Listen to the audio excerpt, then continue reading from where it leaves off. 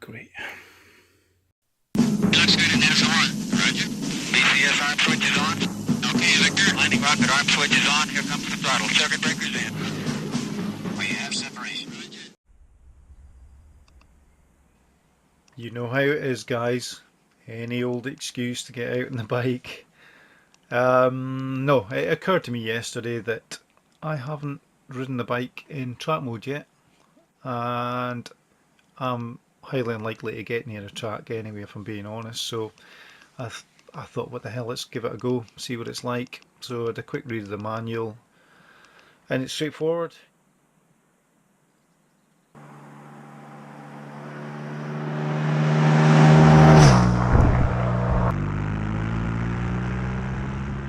You've got your 4 modes. You've got the track mode, you've got the ability there to switch off anti-wheelie, which I've done, and then turn the traction control down from 9 to 3.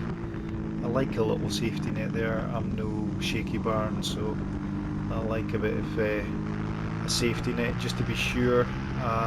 Man, what a difference. It honestly feels like you've suddenly got another 10 horsepower to play with. The throttle response is much more abrupt. It's not, well, when you're caning it, I wouldn't say it's abrupt, it's just really precise. For every degree you turn, you get a response. In town, it'll be terrible. I did give it a go just to prove the point. I had to ride the clutch a lot in town. So if you're on your favourite back road and you know you've not got a lot of junctions or roundabouts to negotiate or streets, then by all means set up your track mode how you like it. It will remember it for the next time. You'll have a hoot, but yeah, I'll guarantee, give it a go once, you'll definitely be pushing it back across into street mode for town riding. It's just too on off the throttle, and you really have to ride the clutch quite a bit to smooth things out. As you'll see, I did in the supermarket car park. It probably doesn't sound too bad on the video, but you know, I'm obviously more aware of than you guys are of how that felt, and it was really hard to keep things smooth. But yeah, it's not meant for that, is it? It is meant for the track or your favourite back road.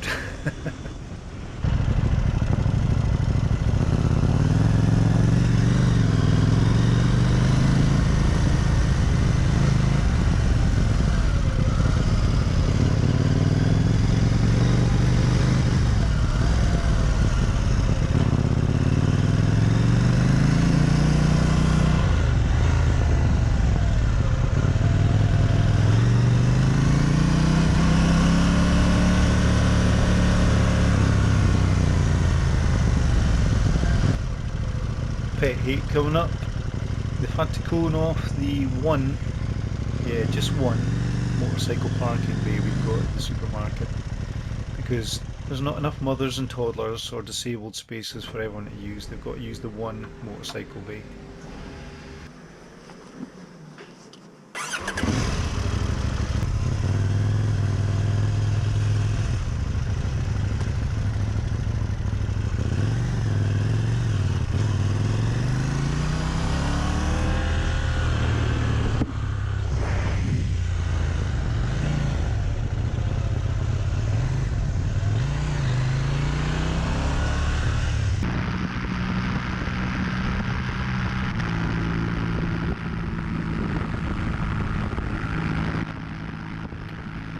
A few of you have been talking about little extra things for the bike, so fly screen for me. This is the official KTM one.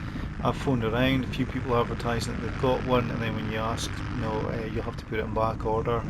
Seems to be the way just now, which is a bit of a disappointment as usual. I'd like one of those just to have somewhere different to remind the old GoPro. And the other thing I'm looking at is a tail tidy. So this is the EvoTech. I like this one. It's very similar to the standard tail light on the KTM, nice and angular. And the good thing is you can obviously swap out your standard indicators as well, which is a good thing for me. You know, every penny counts, and to be honest, I quite like the shape of them anyway. Quick update on my other parts. The Acropole, you know, is end of July. My heated grips and the USB charger, well, they were supposed to be here at the start of this month, and apparently they won't be until about the same time as the Acura arrives, which is a bit crap, but it just seems to be the way of it just now. I don't know, like we say, if they've been caught out or what it is.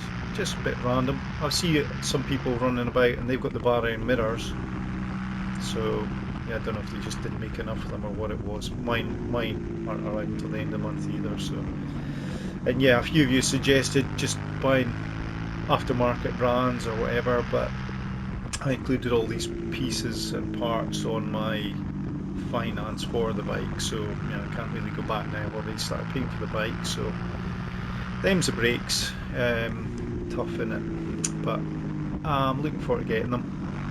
The USB charger, as you know, I'd said I was wanting to use that for the GoPro, for the time lapse that I was wanting to do on the North Coast 500. I'm just going to have to do that with a power bank instead. I don't want to miss this kind of window we've got with the super long days. The weather's been quite good, so I want to do this in one day. You know, that's the challenge for me. Most people will do it in 2 days and have a bit of sightseeing.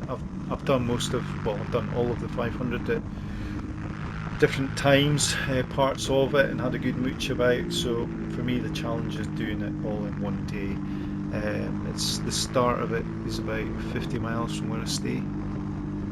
So really, all in all, it'll be about a 600-mile ride that day. And it doesn't sound far. You know, you can do that on a motorway, not a big deal. But some of the roads, when I've done them in a car, there's one part in particular. I'll put this all up in a map so you can have a look at it before I do it. But yeah, there's one part in particular. It's only about 26 miles. But it's the narrowest road you can imagine. It's along the seafront. A lot of blind summits, so it takes about an hour to do that few miles, you know. So even on a bike, it's not the kind of roads that you can risk tramping on. You're going to get caught out. There's a lot of tourists on that road now, so I want to do it safely. It's going to take me, I'll be lucky if I can do that in about 12 hours, 14 hours probably, between toilet stops and fuel stops and whatnot. And I'm probably going to have to go and lie in a lay-by and stretch at some point. But yeah, that's another video. But it would have been good to have my USB charger for that. But like I say, I'll jerry-rig something for it. I had planned on doing that this week, but my buddy that's doing it with me is injured just now. He's got some sore ribs, so he says. But once he's well, we'll crack on and we'll do that. So that's another video to look forward to. And that's probably so long it's going to have to go up to about 4 pieces. Anyone else out there got their KTMs yet? Let me know what you think of them. You having fun? You having the same issues with parts as everyone else? Or have you been one of the jammy people that's getting what you want? Is it a regional thing? Is it people in mainland Europe getting everything they want, or is it like I'm experiencing, you know, you get something straight away and then other things you have to wait for? Good to find out what you think, and I'll look forward to hearing from you guys, and we'll catch up soon.